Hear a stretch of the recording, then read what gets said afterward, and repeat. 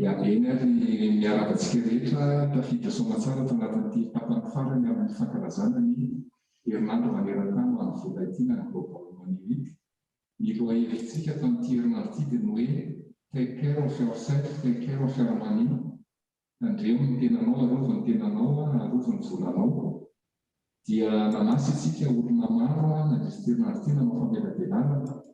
Nanomboka tamin'ny alatsinainy hatramin'ny androany.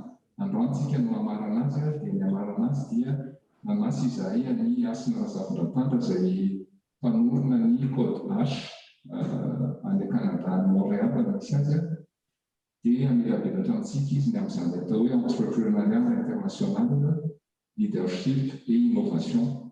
Famelona an'izay dia mamela isika amelabelatra fohifohy ny mombamomba azy, tena fohy dia fohy satria rehefa avy eo izy afaka ivalavatra kokoa amin'ny tena momba azy maro.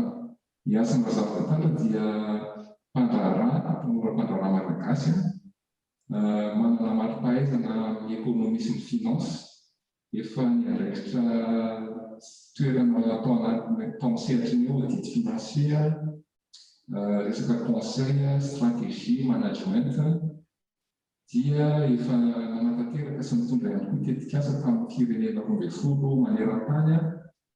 Izy namorona ny code H amin'ny taona 17 dia naray anjara izy tamin'ilay fifaninanana hoe entrepreneur issu de la diversité du concours de la relève d'affaires tany Québec tamin'ny 2012. Ary tafakatra teo amin'ny dingan'ny famarana. Taorianan'izay izy dia voatendry Asina est nommé par le Conseil des ministres sur le conseil d'administration de l'Office Québec Monde pour la jeunesse tamin'ny décembre 2024 zany voaingana. Tamin'ny 2024 ity taona ity zany izy dia voatendry ambassadrice de la diversité par concertation Montréal ary voatendry ihany koa ambassadrice One Young World manomboka tamin'ny taona 2024. Mentor au sein de Montréal Relève ihany koa izy, izay Montréal Relève zany dia fikambanana manohana manokana ny fampandrosoana association économique ny tanànan'ny Montréal any Canada. Dia hotantarany amintsika eo inona tsara ny ataony ao anatin'izay. Bonjour à tous et bienvenue à cette dernière partie de la conférence dans le cadre de la célébration de la Global Monolith, la Semaine mondiale de l'argent.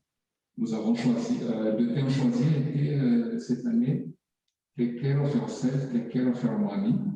Et nous avons invité une jeune malgache entrepreneur basée à Montréal, Canada, Asina Razafindratandra, qui est la fondatrice et PDG de Code H. Asina est diplômée en économie et finance. Elle a déjà occupé des postes d'auditeur financier, de conseil, stratégie, management. Et elle a déjà mené des projets dans une douzaine de pays à travers le monde. En 2017, Asina Razafindratandra a fondé Code H, H pour humain, qui est basé à Montréal. En 2019, elle a été finaliste dans la catégorie entrepreneur aussi de la diversité du concours de la relève d'affaires au Québec. Et tout de suite après, elle a été nommée par le Conseil des ministres sur le conseil d'administration de l'Office Québec Monde pour la jeunesse en décembre 2020. En 2021, donc cette année, elle est nommée ambassadrice de la diversité par Concertation Montréal. Elle va nous présenter c'est quoi Concertation Montréal. Et puis ambassadrice One Young World depuis 2016. Elle est également mentor au sein de Montréal Relève, un organisme à but non lucratif qui soutient le développement socio-économique de la ville de Montréal, en agissant comme un expert en main-d'œuvre et en préparation de la relève. Elle s'engage auprès des jeunes du second du niveau secondaire, donc des lycées, afin de lutter contre le décrochage scolaire. Donc, depuis 2018, Hassan partage régulièrement son expérience et sa vision lors de conférences au Québec et à l'international. Encore merci à Hassan pour votre participation à la célébration de la Global Money Week. Juste avant de vous passer la parole, j'aimerais quand même présenter à l'assistance pourquoi on vous a invité à cette conférence, à cette célébration. En fait, lors de mon passage à Montréal en 2018, donc on était nous deux invités en tant que panélistes lors de la conférence internationale des Amériques, qu'on appelle aussi conférence de Montréal. Et c'est là qu'on s'est dit, il y a pas mal de choses à faire pour les jeunes malgaches. Donc, j'ai assisté à l'une de votre conférences. Vous avez assisté à ma conférence. Et c'est là qu'est née l'idée comme quoi, une fois qu'il y aurait une manifestation sur le soutien des jeunes à Madagascar, vous serez partante. Et voilà, le moment est venu. Donc, c'est pour ça qu'on vous a invité pour participer à cette célébration de la Semaine mondiale de l'argent. Voilà en quelques mots qui vous êtes, mais n'empêche que nous souhaiterons quand même que vous nous partagiez qui vous êtes également, qui vous êtes vraiment, et de nous dire en quelques mots c'est quoi Code H, pourquoi Code H, comment ça a été créé, et je vous donne la parole à vous de nous donner des détails par rapport à votre parcours. Merci, Hassan. Bonjour tout le monde, bonjour Slouf, merci pour cette présentation, merci pour l'invitation également.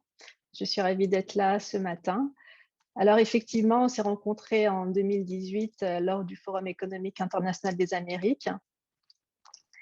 Et à cette occasion, on a discuté des possibilités de partenariat, de collaboration entre Code-H et des organisations à Madagascar. Donc, comme tu l'as bien évoqué, aujourd'hui, c'est un petit peu la concrétisation de ce projet. En tout cas, c'est le début d'un projet. Alors, je vais partager mon écran, je vais partager une petite présentation que j'ai faite pour vous donner plus de détails sur mon parcours, sur Code-H. Et ensuite, on pourra passer à une période de questions. Comme vous le savez, je suis malgache, je suis née à Antananarive, j'ai grandi à Madagascar. Aujourd'hui, j'habite à Montréal et je vis au Canada depuis plusieurs années maintenant. Ce que vous ne savez peut-être pas, c'est que l'idée de Code-H est née et a été développée à Antananarive, à Madagascar, en novembre 2016. À cette époque, je vivais déjà à Montréal et j'étais aussi déjà entrepreneur et consultante à mon compte. J'étais en pleine réflexion quant à la direction que je voulais donner à mon activité de consultante freelance quand une offre de mission m'a été proposée. Je devais accompagner des jeunes leaders d'une grande banque européenne à un sommet de leadership à Ottawa, au Canada. Le sommet en question s'appelle One Young World et réunit plus de 1500 jeunes leaders du monde entier chaque année. Les jeunes sélectionnés à prendre part à ce sommet se démarquent au sein de leur organisation par le leadership dont ils font preuve. Lors du sommet, les jeunes débattent, formulent et partagent des solutions innovantes pour les problèmes urgents auxquels le monde est confronté. Voir tous ces jeunes s'engager activement pour notre monde m'a donné envie de travailler sur le projet qui m'anime depuis très longtemps. J'ai senti que j'étais prête, et un sentiment d'urgence s'est même installé en moi. Depuis mon plus jeune âge, je m'intéresse à la question d'épanouissement, à la place et au rôle des organisations dans nos vies, mais aussi à notre place et à notre rôle au sein de celle-ci.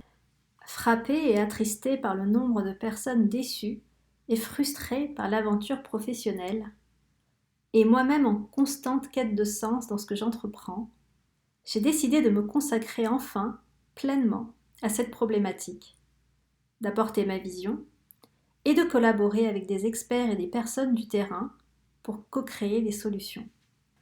C'était décidé, j'allais créer une entreprise qui rassemblerait toutes mes passions, le leadership, le management, l'innovation, l'éducation, l'entrepreneuriat, l'international, et qui répondrait à des problématiques qui m'intéressent depuis toujours et qui sont, plus que jamais, d'actualité. Au retour de la mission et du sommet One Young World, je fais part de mes envies et ambitions à une amie. Elle m'oriente alors vers un organisme qui favorise le développement professionnel des jeunes au Québec en leur permettant de réaliser un projet comportant une mobilité à l'international. Ce dernier aspect est important et tombé à pic, car ayant eu un parcours international, tant au niveau personnel que professionnel, j'avais à cœur que ce nouveau projet ait également une portée internationale. L'organisme vers lequel mon ami m'a dirigé s'appelle LOGIQ, acronyme pour les Offices Jeunesse Internationaux du Québec. Je prends le temps d'introduire cet organisme ici, car vous verrez au cours de cette conversation qu'il a eu un grand impact dans mon aventure entrepreneuriale, et il a été présent à plusieurs stades. Sur les conseils de mon ami, je vais donc sur le site web de LOGIQ, et là, je tombe sur un appel à candidature pour un projet de préaccélération de start-up à Madagascar. L'appel à candidature était destiné à des porteurs de projets en démarrage ou en pré-démarrage, et c'était mon cas. Évidemment, j'ai tout de suite postulé, j'ai eu la chance d'être sélectionnée, et à peine un mois plus tard, je me suis retrouvée à Tana, exaltée, fébrile, bref très contente à l'idée de travailler sur le lancement de ce nouveau projet. Comme vous le voyez à l'écran, j'ai écrit un article de blog au sujet de cette expérience appelée Nest in Madagascar. Cette expérience qui m'a permis de lancer Code H a été extraordinaire à bien des égards. Et j'en parle en détail dans cet article que vous pouvez retrouver aujourd'hui sur le site web de Code H. Fin 2016, c'est donc plus motivé que jamais que je reviens à Montréal pour lancer ce nouveau projet. En janvier 2017, je lui trouve un nom et je crée moi-même le logo, le site web et la charte graphique. Code H voit le jour. Comme moi, 17 ans auparavant, Code H a posé ses valises à Montréal. En novembre 2018, 2 ans après le Nest in Madagascar, Code H est sélectionné pour donner un atelier à Budapest lors d'un forum destiné à des jeunes Européens. Le sujet proposé par Code H lors de cet atelier était « Réinventer le management pour accroître l'engagement des jeunes ». Comme je l'ai mentionné au début de cette présentation, j'ai voulu créer Code H pour travailler sur des sujets qui me passionnent et le faire à l'international. 2 ans plus tard, j'étais donc très heureuse et reconnaissante de partager ma vision et d'échanger avec des jeunes et des professionnels des 4 coins de l'Europe sur les défis du management d'aujourd'hui et de demain. 2 ans après ce premier atelier en Europe, Code H poursuit aujourd'hui sa croissance. Avec elle, je continue aussi de grandir à l'international. Ce développement à l'international pour Code H, je l'ai désiré dès sa création. J'ai eu la chance et l'opportunité de beaucoup voyager dans ma vie, et depuis mon plus jeune âge. Alors, quand j'ai créé Code H, j'avais à cœur de développer une entreprise qui travaille à l'international sur des projets globaux et qui bâtit des ponts entre différents pays par le biais de l'innovation et l'entrepreneuriat notamment. Cette volonté, je l'ai affirmée très tôt dans Code H, et elle a aussi été affichée très tôt, puisque lorsque j'en ai fait part au conseiller de la délégation générale du Québec à Paris, lors d'une visite en septembre 2017, il a fait un tweet à ce sujet, comme vous pouvez le voir à l'écran. Au cours de notre conversation, je lui ai fait part de mon désir de créer un pont entre Madagascar et le Québec à travers Code H. Cette conférence, cet échange que nous avons aujourd'hui, est pour moi une des illustrations du pont qui se dessine et qui a commencé à se dessiner bien avant aujourd'hui. Le pont entre le Québec et Madagascar a commencé à se dessiner dès 2017. En septembre 2017, Code H a donné un atelier à Antananarivo pour la CANCHAM, la Chambre de commerce et de coopération Canada-Madagascar. Un atelier qui portait sur les pratiques culturelles et d'affaires au Québec et au Canada, et qui était destiné aux participants de la mission économique et commerciale de Madagascar vers le Canada, organisée par la CANCHAM. La même mission a été organisée par la CANCHAM en 2019, et comme vous le voyez à l'écran, Kodash a de nouveau donné cet atelier à Antananarivo. Elle a également accompagné certains des participants de la mission à leur rencontre d'affaires lors de leur passage à Montréal. Aujourd'hui, Kodash poursuit ses discussions avec de nombreuses organisations en Europe, en Amérique du Nord et bien sûr à Madagascar pour continuer de construire ce pont. Après cette mise en contexte, j'aimerais maintenant vous parler de Kodash aujourd'hui. J'aimerais vous présenter notre vision, notre mission, nos valeurs, nos offres d'accompagnement et les projets sur lesquels nous avons travaillé ces dernières années. La vision de Kodash, c'est donc de créer un pont entre, bien sûr, le Québec, le Canada et Madagascar, mais aussi entre différents pays. Nous souhaitons bâtir des ponts entre des mondes, des univers qui ne se côtoient pas, entre des mondes et des communautés, pour favoriser les échanges et les innovations. Notre vision est de créer un pont entre le Canada et Madagascar à travers l'innovation, l'entrepreneuriat et l'éducation.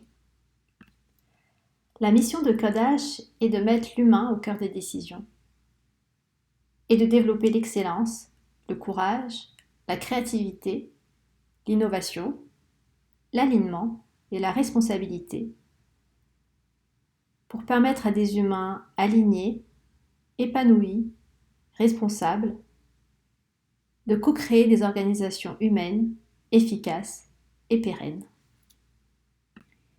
Pour réaliser cette mission et cette vision, nous pensons qu'il faut une bonne dose de curiosité, un soupçon de créativité et énormément de courage. Ce sont aussi les valeurs que nous prônons au sein de notre organisation. Notre offre d'accompagnement se décline en 3 catégories. Nous offrons des services de consulting, de coaching et de co-création. Nous travaillons avec des individus, des chefs d'entreprise, des organisations privées, des petites et moyennes entreprises, des multinationales, des institutions et organisations publiques, des universités, des organisations internationales et des structures d'accompagnement, incubateurs et accélérateurs de start-up.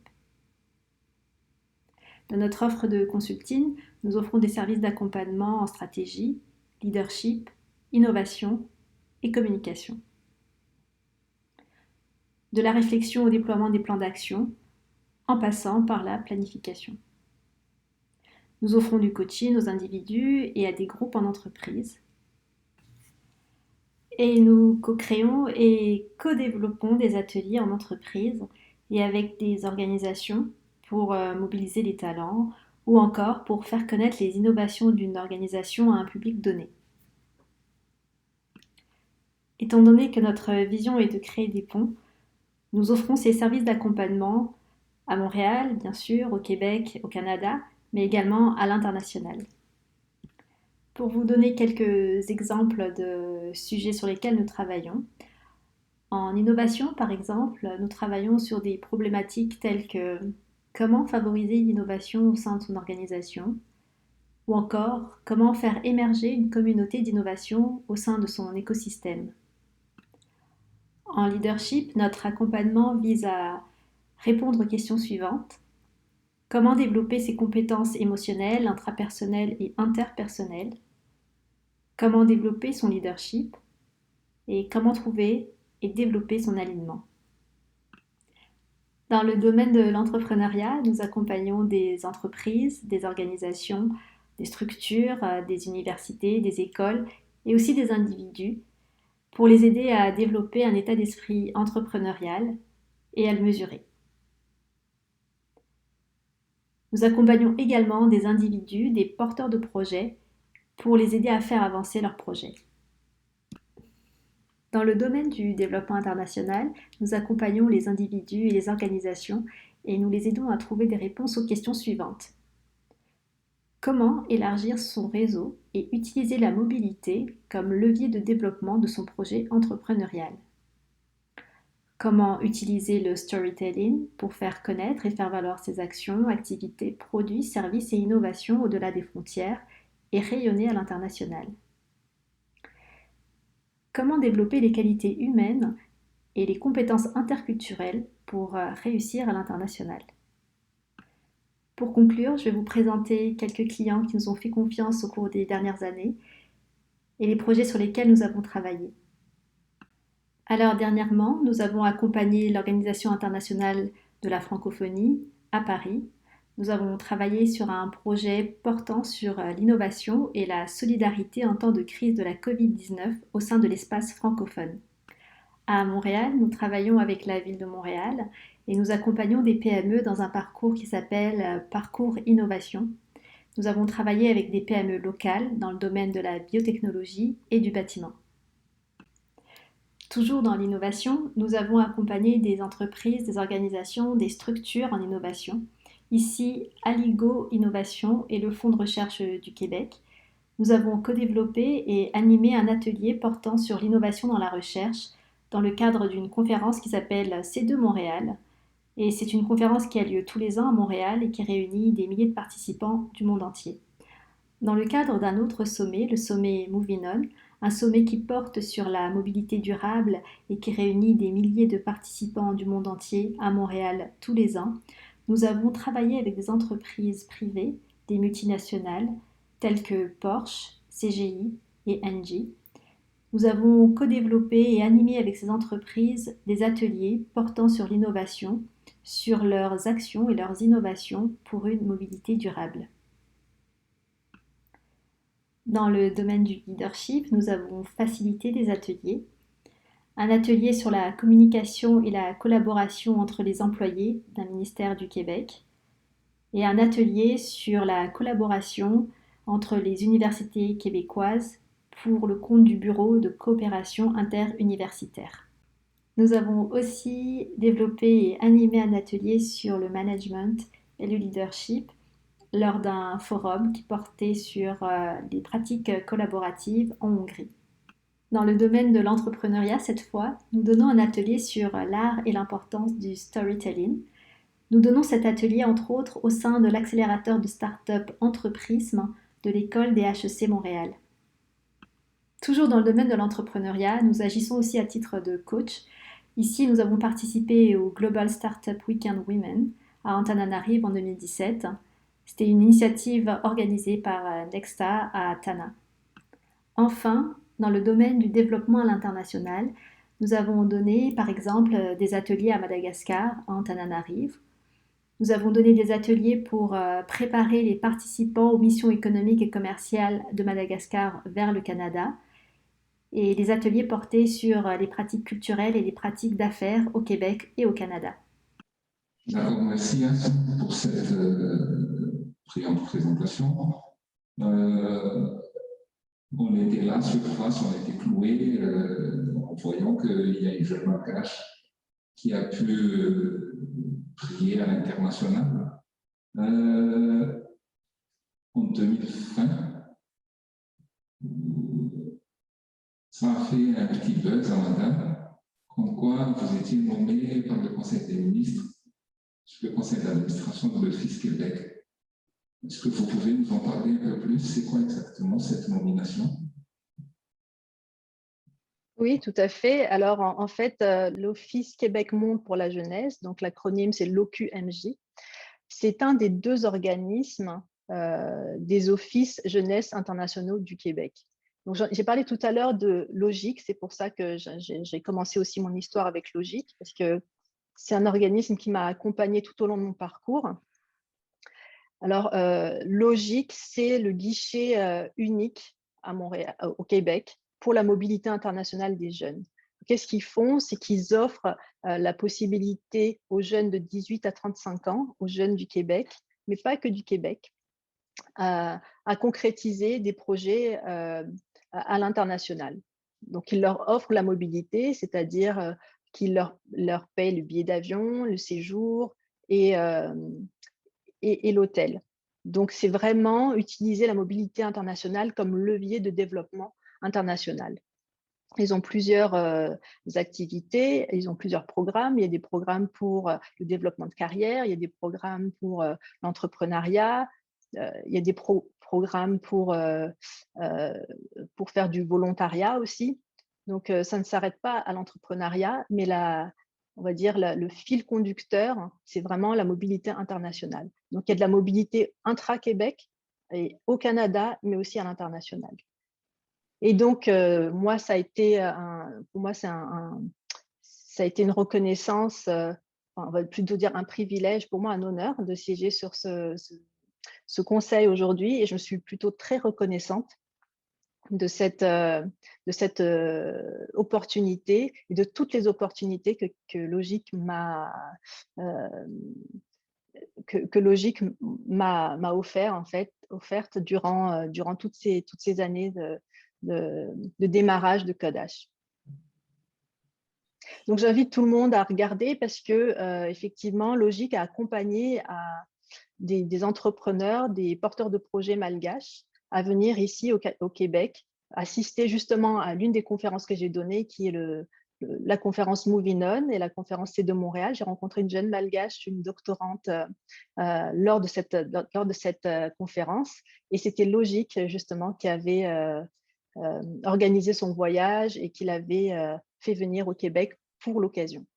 Je connais aussi d'autres personnes qui sont venues ici pour les grandes rencontres des entrepreneurs francophones. D'accord. Et ça veut dire, peut-être que je me trompe, est-ce que ça donne beaucoup plus d'opportunités aux jeunes malgaches, le fait qu'il y ait une malgache qui siège au conseil d'administration de cette mobilité, est-ce que ça n'a rien à voir? C'est sûr que le fait que je sois malgache, je vais parler des opportunités à Madagascar, je vais faire connaître les actions et les programmes de Logique auprès de mon réseau et puis sur LinkedIn et tout ça, donc auprès des malgaches.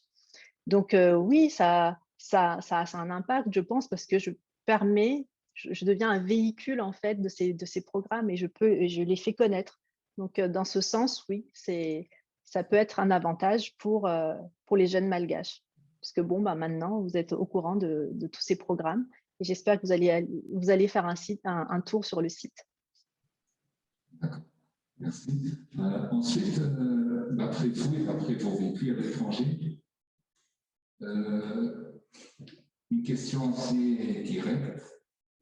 Qu'est-ce qui manque à Malta pour booster les jeunes dans leurs initiatives, que ce soit d'ordre politique, structurel, environnemental? D'après vous, qu'est-ce qui manque à Malta actuellement? C'est une vaste question. Je dirais déjà, qu'est-ce qui ne manque pas aux jeunes? Je pense que ce qui ne manque pas aux jeunes à Mada, c'est l'envie de réaliser des choses, l'ambition. Je pense que avec la révolution numérique, les jeunes aujourd'hui voient ce qui est possible de faire et aussi peuvent apprendre à travers des cours en ligne souvent gratuits sur Internet. Donc, ça ouvre leur champ, on va dire, leur champ des possibles. Donc ça, c'est ce qui ne manque pas aux jeunes. Qu'est-ce qui manque aujourd'hui? Pour pouvoir, je pense, profiter de cette révolution numérique et avoir accès à toutes ces innovations, une des choses les plus importantes, je pense, c'est les infrastructures, c'est d'avoir l'électricité, surtout dans les zones enclavées. Donc, c'est bâtir toutes ces infrastructures, l'électricité, les routes, pour que les jeunes, justement, des milieux, des zones reculées puissent aussi profiter de cette nouvelle ère dans laquelle nous sommes. Au niveau structurel, je pense qu'il y a déjà beaucoup de choses. Je vois qu'il y a des accélérateurs, des incubateurs de start-up, beaucoup de projets pour soutenir l'entrepreneuriat à Madagascar. Donc, ça, c'est une bonne chose. Après, je pense qu'on peut encore faire beaucoup plus, faire beaucoup mieux, toujours. Donc, c'est continuer dans ce sens. Et finalement, je pense au financement. C'est sûr que quand on lance un projet, dépendamment du type de projet, mais ça demande toujours un peu de financement, ne serait-ce que pour démarrer et pour grandir aussi. Donc, l'accès à des structures de financement, réfléchir à des on va dire, ou revoir peut-être je ne connais pas exactement les taux d'intérêt aujourd'hui pour un prêt en tant qu'entrepreneur ou petite entreprise, mais je pense que les taux d'intérêt restent quand même assez élevés.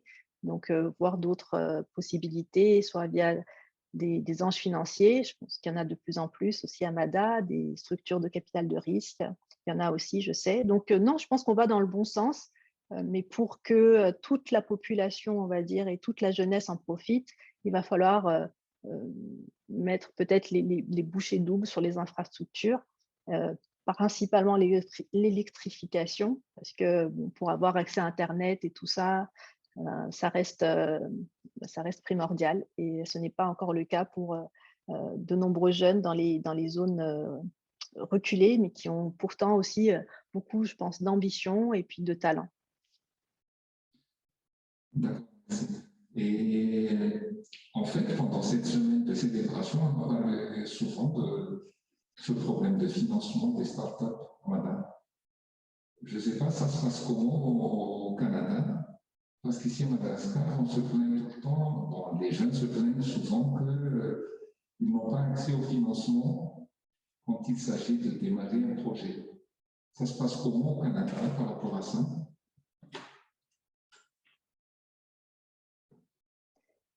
Je pense que le problème, il reste quand même assez… c'est un défi, ça c'est le défi de tout entrepreneur. Et je pense que ça fait aussi partie du rôle de l'entrepreneur de trouver des solutions à ces problèmes en premier. Évidemment, ils ont besoin d'être accompagnés aussi. Et au Canada et au Québec, c'est vrai qu'on a la chance d'avoir plusieurs organisations, plusieurs organismes qui travaillent dans ce sens. Les taux d'intérêt sont beaucoup plus accessibles, on va dire, en tant qu'entrepreneur. Et il y a, oui, des structures, il y a des anges financiers, il y a du capital de risque. Toutefois, ça reste un défi pour tout entrepreneur. Mais c'est sûr, c'est à une échelle différente. Je pense que le défi est beaucoup plus grand en ce moment à Madagascar, avec le manque d'accès, on va dire, et les taux d'intérêt qui sont beaucoup plus élevés.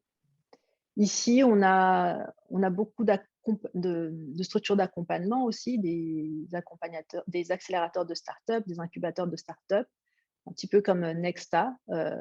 Certaines financent, donc ils prennent du capital dans les startups qu'elles incubent et qu'elles accélèrent. D'autres, non, ne participent pas au capital, mais ne financent pas non plus. Donc, voilà, il y a plusieurs structures. C'est sûr que c'est beaucoup plus… c'est plus accessible ici, mais ça reste un défi. En tant qu'entrepreneur, le financement, l'accès au financement et aussi la gestion de ses finances, ça reste peut-être le nerf de la guerre. Et lors de mon introduction, j'ai vu dans votre vidéo que vous intervenez également dans les lycées, auprès des lycéens, pour partager un peu de votre parcours professionnel. Est-ce que vous pourriez en parler un peu plus là-dessus? Parce que ça coïncide bien avec notre semaine de célébration, où nous faisons des sensibilisations auprès des écoliers, des lycéens et des universités par rapport à l'éducation financière, entrepreneuriale. Mais vous, de votre côté, de quoi s'agit-il exactement? Alors, j'ai été approchée par Montréal Relève, qui est un organisme qui justement lutte activement contre le décrochage scolaire au Québec. Donc moi, mon rôle qui va débuter au mois d'avril, mais j'ai accepté de le prendre au début de ce mois-ci, donc au mois de mars. Je commence officiellement au mois d'avril et ça va être de rencontrer les jeunes du secondaire, donc des lycéens, pour leur partager mon parcours, les aider à trouver leur voie aussi professionnelle, leur montrer qu'est-ce qu'il est possible de faire aujourd'hui sur le marché du travail et vraiment de les encourager à persévérer dans leurs études. C'est vraiment lutter contre le décrochage scolaire. Donc c'est important pour ces jeunes aussi de voir que les personnes peuvent s'accomplir et s'épanouir dans le travail, leur donner peut-être une vision du travail aussi qui est assez, qui est fun, et répondre à leurs questions, à leurs interrogations, leurs craintes sur leur avenir professionnel. D'accord. En même temps, il y a des questions qui sont posées en ligne. On va vous communiquer ces questions et vous allez essayer de répondre si vous pouvez les répondre. Oui. Ah, d'accord. Oui, très bien. D'accord. Donc, de Miyat, alors en tant que femme, quels seraient vos conseils pour les jeunes femmes malgaches qui souhaiteraient lancer leur projet sur la scène internationale? Merci. Je vais répéter la Oui. question. Non, c'est bon, j'ai entendu, merci. Alors, moi, ma question pour vous est, est-ce que le mot femme était important dans votre question? Parce que finalement, j'ai l'impression que j'ai deux questions dans une. Le côté lancer un projet à l'international et l'autre côté, c'est en tant que femme. À quoi est-ce que vous aimeriez que je réponde en premier? Étant donné que c'était une question en ligne, donc nous aussi, on n'est pas bien placé pour préciser. Donc, vous pouvez essayer de répondre selon votre convenance. Donc, alors en tant que femme entrepreneur, parce que ça, c'est aussi un thème qui est beaucoup, qui est important de souligner, on va dire, et auquel je réfléchis. Est-ce que je trouve qu'il y a des barrières pour les femmes à entreprendre? Oui et non. Je pense qu'il faut, en tant que femme, justement, se défaire de ces, on va dire, de ces chaînes, si je peux dire ça comme ça, hein, qu'on porte consciemment ou inconsciemment. Il y a du sexisme, on va dire, il y a un sexisme quand même dans le monde actuel, entrepreneurial, du travail, dans la vie quotidienne. Il y a du sexisme ordinaire, il y a du sexisme, on va dire, bienveillant, et qui ne l'est pas en fait. Il y a du sexisme systémique. Donc, en tant que femme, je pense qu'on a, autant que les hommes, les capacités, hein, c'est sûr, les compétences pour réussir son projet. On a des qualités qu'on doit aussi développer. Et donc, je pense qu'il faut le voir de façon individuelle, mais lutter de façon aussi collective pour, pour faire passer certains, pour faire éclater certaines barrières qui existent encore. Les plafonds de verre. Je suis féministe et c'est important pour moi de véhiculer cette image de la femme aussi qui peut réaliser des choses et de se soutenir entre femmes. Donc, je pense aussi que c'est important et de travailler justement en tant qu'entrepreneur et membre de plusieurs organisations aujourd'hui, de faire évoluer les mentalités, les structures, les pratiques, parce que le sexisme, il est aussi aujourd'hui systémique. Donc, il faut travailler au niveau individuel, mais aussi travailler au niveau du système en tant que tel. Donc, mais en tant que femme, oui, l'entrepreneuriat, c'est bien évidemment un chemin possible et même très épanouissant. C'est sûr que l'entrepreneuriat en tant que tel, c'est pas la panacée pour moi. Je pense qu'on peut s'épanouir dans beaucoup d'autres domaines. Moi, j'ai choisi l'entrepreneuriat, mais il faut savoir, il faut voir qu'est-ce qui nous anime réellement. Et puis, il y a des métiers, il y a d'autres professions. Parce que c'est vrai qu'on parle beaucoup d'entrepreneuriat aujourd'hui. Et vraiment, même si je suis entrepreneur et même si j'adore ça, je ne suis pas en train de prôner l'entrepreneuriat pour tout et pour tout le monde. En ce qui concerne le projet à l'international, en tant que femme, est-ce que c'est un peu plus compliqué? Peut-être, effectivement, dans certaines sociétés, peut-être qu'on sera prise un peu moins au sérieux, peut-être que quand on arrivera devant des interlocuteurs, des clients, des prospects, ils vont peut-être s'attendre à ce qu'on soit accompagné d'un homme ou qu'on n'ait pas le rôle qu'on prétend avoir. Donc, c'est vrai qu'il y a encore pas mal de préjugés à ce niveau-là. Mais c'est comme tout, il faut y aller et puis il faut il faut changer les mentalités. Et si en le faisant à notre échelle individuellement, qu'on va changer la société aussi dans son ensemble. Il y a une autre hypothèse ici de Nirina, Bonasson. Donc, vous avez évoqué tout à l'heure des sites web. Est-ce que vous pouvez le montrer une nouvelle fois, s'il vous plaît? Ils ont arrêté ça.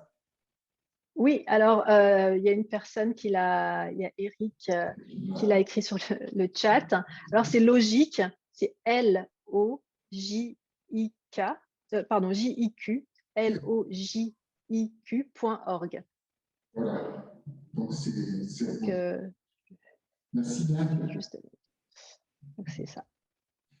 Et toujours dans la même foulée, est-ce que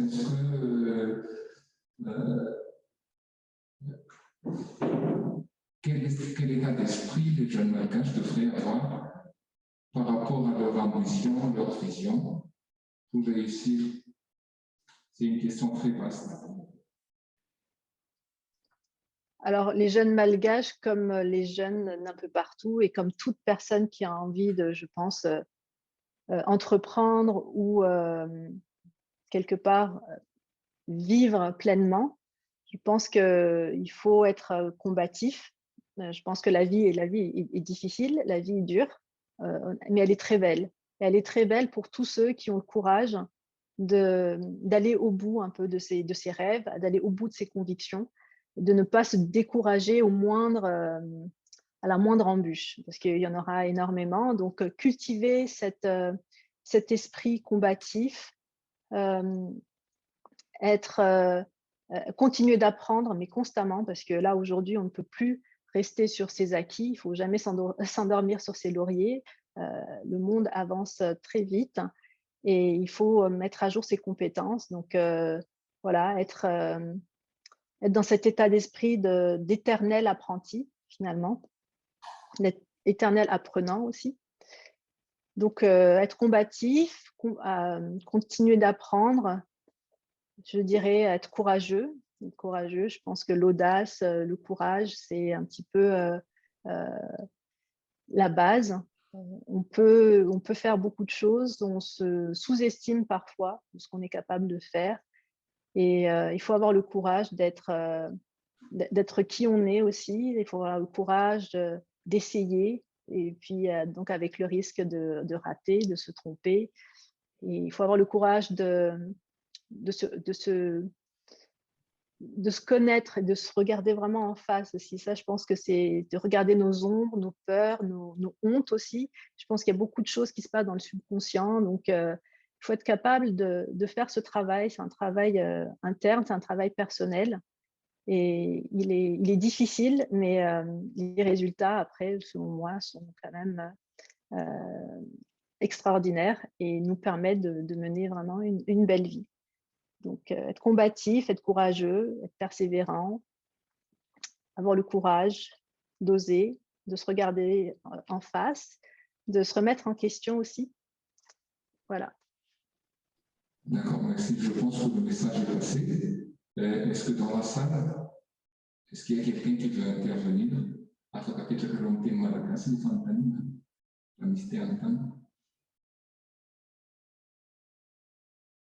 Bien, ici à la clé.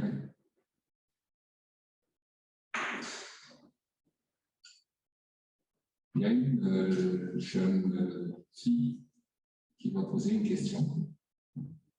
Bonjour, je m'appelle Dorian.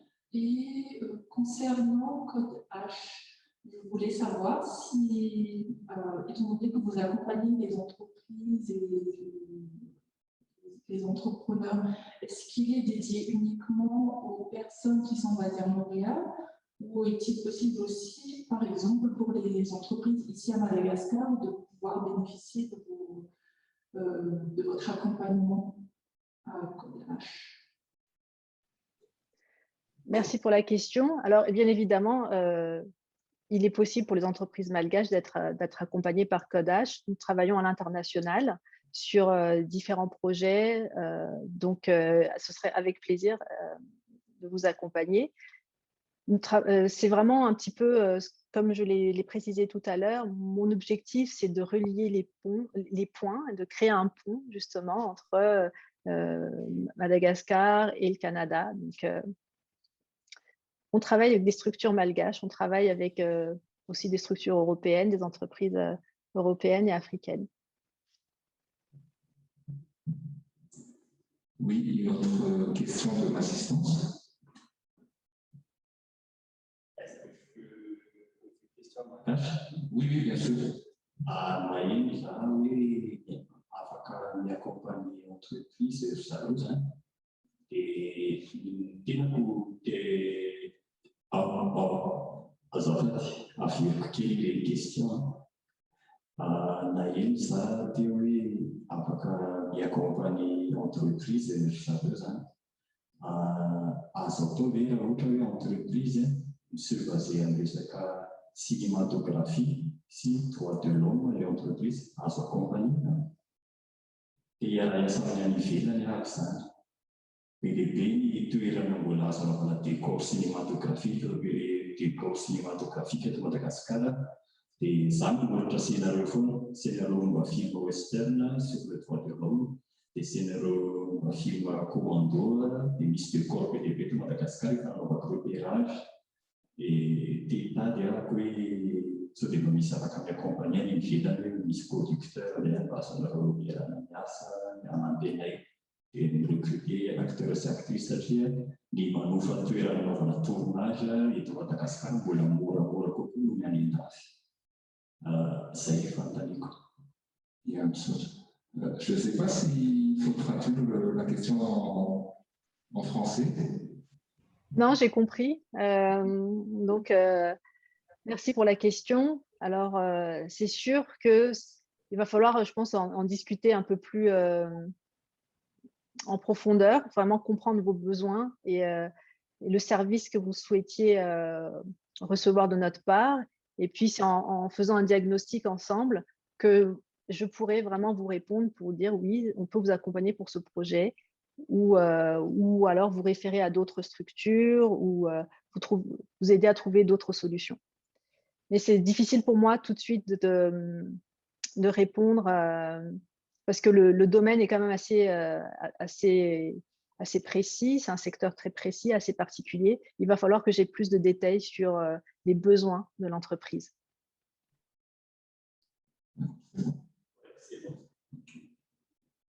D'autres questions? Sinon, nous vous remercions infiniment d'avoir accepté notre invitation. Ça a été une très belle expérience avec Code H, des bons partages. Et avant de se quitter, nous souhaiterons quand même que vous laissiez un petit message aux jeunes malgaches, surtout dans cette phase de clôture de la célébration mondiale de la GMW. Je pense que vous avez quelques conseils, quelques messages à passer. Merci Slouf et merci à tout le monde d'avoir été présent.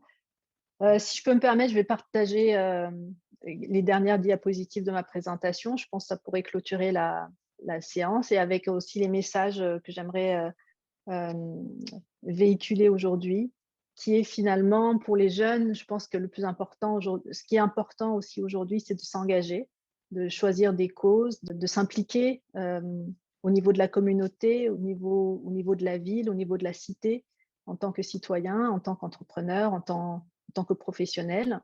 Et c'est un petit peu ce que je fais aujourd'hui en prenant la parole et en prenant des positions sur des enjeux qui sont liés principalement à la francophonie, à l'entrepreneuriat et au leadership des jeunes et des femmes. Donc, comme le thème vraiment, c'est les jeunes, et on a parlé aussi des femmes ici, Par exemple, je partage souvent mon expérience en tant que femme entrepreneur. Donc ça, c'était à l'occasion d'une rencontre avec la secrétaire générale de la francophonie et la ministre du tourisme, des langues officielles et de la francophonie au Canada. On parle du leadership aussi au féminin lors d'un sommet à Montréal, le sommet mondial des femmes dans l'industrie manufacturière, et de la force des réseaux francophones à l'international. Donc là, c'est encore la fameuse conférence à laquelle Slouf et moi avons été panélistes. Et ici, je vous montre le logo de Logic. Donc, vous puissiez reconnaître le logo maintenant quand vous allez sur le net. Et donc, voilà, j'ai parlé de la mobilité comme levier pour accélérer son projet entrepreneurial. Donc, tout ça pour dire que c'est important en tant que jeune et en tant qu'entrepreneur, en tant que professionnel, de prendre la parole, de s'exprimer. Ce n'est pas toujours facile, ce n'est pas un exercice facile du tout.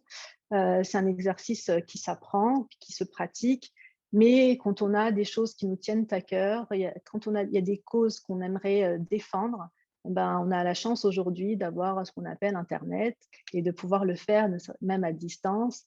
Et il faut prendre la parole, il faut prendre une place à la table, autour de la table, et prendre sa place aussi pour faire bouger les choses. Donc ça, c'était une conférence internationale des femmes de la francophonie en 2017 à Bucarest. Et encore une fois, ça, c'était un projet qui a été organisé par Logic. Et donc, j'ai bénéficié de l'accompagnement de Logic à cette période-là aussi. Donc voilà, le mot de la fin, pour moi, ce serait vraiment l'engagement. S'impliquer et donner de son temps, donner de son énergie, essayer de faire changer, de faire bouger les lignes. Donc, le changement ne sera peut-être pas radical, ne se verra pas tout de suite, mais on a tous un impact et on a un pouvoir en fait sur notre environnement. Et aussi minime soit-il, c'est un pas qu'on fait, je pense, vers nos rêves déjà personnels, mais aussi vers la société qu'on désire voir émerger. Donc, voilà, utiliser cette jeunesse comme une force, c'est un levier sur lequel vous pouvez vous appuyer pour réaliser des grandes choses. Vous avez l'énergie aujourd'hui, vous avez on va dire la force aussi et le temps. Donc, utilisez-les à votre avantage. Encore merci pour votre temps. On sait que ici à Madagascar, il est 16h30 et à Montréal, il n'est que 8h30, si je ne me trompe pas. 9h30, il n'y a plus que 7 heures de décalage. D'accord. Et encore merci pour la participation à la GMW. On a pris beaucoup de notes. Il y a des jeunes qui ont appris beaucoup de choses et ils vont sûrement être enthousiastes par rapport à votre parcours, par rapport à leur ambition, par rapport à leur projet. Nous espérons que la prochaine fois, il y aura encore d'autres opportunités pour la jeunesse malgache. Ce n'est pas forcément dans le cadre de la GMW, mais peut-être dans d'autres circonstances. En tout cas, un grand merci. Et avant de clôturer définitivement cette conférence, nous invitons Madame le coordonnateur national de la finance inclusive, Madame Tina Lampard, à prononcer son mot de clôture. Manasano, Mato Tina Lampard, candidat national ni Fandana Tsimanaka.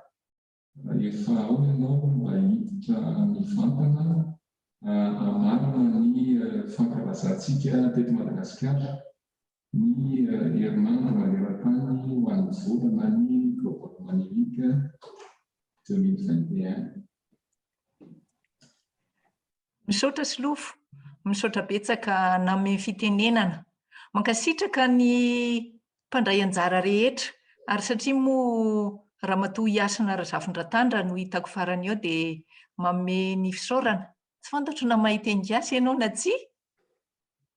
Ay, mankasitraka amin'ny fizarana ahafahan'ny tanorantsika eto Madagasikara mandray ny hafatra tany aminao izay mampandray andraikitra eo amin'ny toerana misy azy satria ny tanora tokoa no ho avin'ny firenena ary izay fahaizana mandray andraikitra izay dia tokony hisy akony lehibe na eo amin'ny fiainany manokana, eo amin'ny fiainan'ny fiarahamonina sy ny manodidina azy ary indrindra ho an'ny firenena.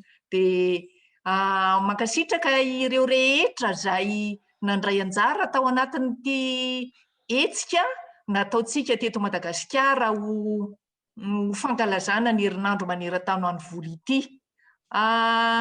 Misy hafatra isan-karazany nomena anareo ray zandry, tanora, zanaka. Mino izahay fa nandray izay hafatra sahaza anareo ianareo. Manantena koa izahay fa tsy hijanona ho anareo ihany izany fa hiezahanareo ho zaraina satria mino fa aminareo ireo dia misy tanora tompon'andraikitra manana fahaizana mitarika ilay hoe leader dia mba hanome an'ireo manodidina anareo ihany koa satria ny fahasoavana sy fifaliana dia tsara ho zaraina ho an'ny hafa mba ho samy pozitif tsika rehetra. Dia mankasitraka be dia be ihany koa ireo mpiara-miombonantoka indrindra fa ny exta izay nampiatrano an'ity hetsika ity nandritra ny herinandro. Mankasitraka ihany koa ny sonapara izay nandray tany amin'ny fanokafana. Dia misaotra ireo rehetra nitotona fotsy na andro na masaka ary mamerina ilay teny faneva tamin'ity taona ity dia ny hoe arovo ny tenanao, arovo ny volanao, dia engane isika rehetrarehetra samy ho hahazo fahasalamana na dia mandalo fotoan-tsarotra ara ny eran'izao tontolo izao amin'ny valanaretina Covid-19. Dia manome fotoanantsika amin'ny herintaona indray amin'ny fankalazana ny herinandro maneran-tany ho an'ny vola. Fa ho antsika eto Madagasikara kosa hiezaka hatrany ny hanome an'izay fanabeazana ara-bola ho an'ny ankizy sy ny tanora izay amin'ny endrika isan-karazany na dia mifarana aza ity herinandro ity. Dia mankasitraka antsika rehetra tompoko lahy sy tompoko vavy. Dia misaotra indrindra antsika rehetra ary mankasitraka ihany koa na itsika nanatrika tato anatin'ny efitrano na itsika miditra mivantana any anatin'ny tambazotra isan-karazany dia manome fotoananareo izay W amin'ny herintaona eo amin'ny volana marsy eo foana isika mankalaza fanaizana izany mandritra taona ity dia mbola itony mihetsika ao anatin'izay fankalazana izay fa ny fanamarihana tamin'ny fomba ofisialy no tapitra androany. Dia misaotra indrindra dia arseny W 2022 isika miao.